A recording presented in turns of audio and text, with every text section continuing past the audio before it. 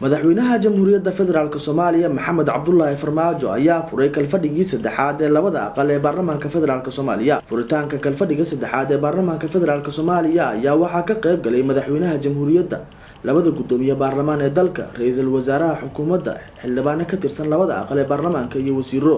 Maxamed Sheekh Cismaan Jawaari, gudoomiyaha golaha shacabka ee baarlamaanka federaalka Soomaaliya, iyo Cabdi Xaashi Cabdullaahi, gudoomiyaha golaha aqalka sare ee baarlamaanka Soomaaliya ayaa halkaasi ka hadlay. aan suurtagal noqonin kalfadhigii labaad. haddaba mudane madaxweyne, waxaan mar kale hortaada ka codsanaynaa in dhismaha nidaamka iyo federaaleynta garsoorka golaha la horkeeno kalfadhiga saddexaad, naguna taageertid sidii wadajir ay dhammaan hay-adaha u xilsaaran u gudan lahaayeen waajibaadka dhismaha garsoor madax bannaan oo shacbiga Soomaaliyeed ku kalsoonaan karo.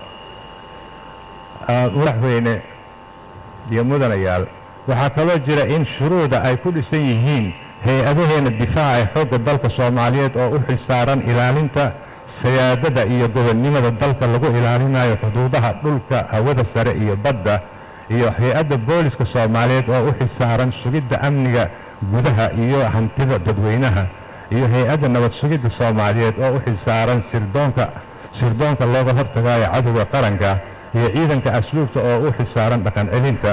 waxaa shuruucdaas oo dhan la dejiyey ama wax bedel lagu sameeyey intii u dhaxaysay 1960kii ilaa 1972. shuruucdaas oo ku saldhigan dastuurkii 1960kii ama 1979kii, kuwaasoo igana aan la socon karin kalsoonida doorasho xora iyo xalaala kuna dhisan hannaan sharci cad ah oo geed fadhi u yihiin labada aqal ee baarlamaanka federaalka Soomaaliya, qaybsiga khayraadka iyo dakhliga dalka si waafaqsan dastuurka iyo shuruucda kale ee dalka goboleed, iyadoo la dardargelinayo samaynta shuruucda lafdhabarka u ah wada falgelidda heerarkaas kala duwan sida sharciyadu qeexayaan wada shaqaynta iyo iskaashiga dowladda federaalka iyo dowlad goboleedyada iyo wixii la mid ah. 7.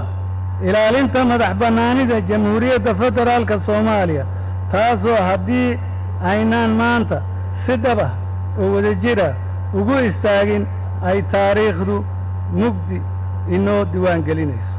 madaxweynaha jamhuuriyadda federaalka Soomaaliya ayaa halkaasi ka jeediyay khudbad ballaaran oo kaga hadlayo xaaladda Soomaaliya, isagoona sheegay in muddadii yareed ay jirtay dowladda uu madaxweynaha ku yahay inay waxyaabo badan u qabsoomeen. waxaana uu sheegay madaxweyne Farmaajo in dowladdiisu aysan marnaba aqbali doonin in shirkado shisheeye ay wax u dhimaan madax bannaanida iyo midnimada ummadda Soomaaliyeed. markaas waxaan sheegan karnaa dowladdiina soo fargelisa ama shirkadaha soo fargeliya inaan niraahno war annagana ma soo fargelin kartaan, ma la fargeliyo dowladaha kale oo caalam ku nool. wax kale ma aha, waxaa laga faa'iideysanayaa qaybsanaanshaheena. waa la macaamilaynaa cid kastoo nala macaamisha, waa ogolna xiriir wanaagsan inaan la yeelano cid walba, laakiin jidka saxa soo mara oo hana quursanina oo hana qabjibinina. Soomaali dad qablah weeye, wayna ogaadaan.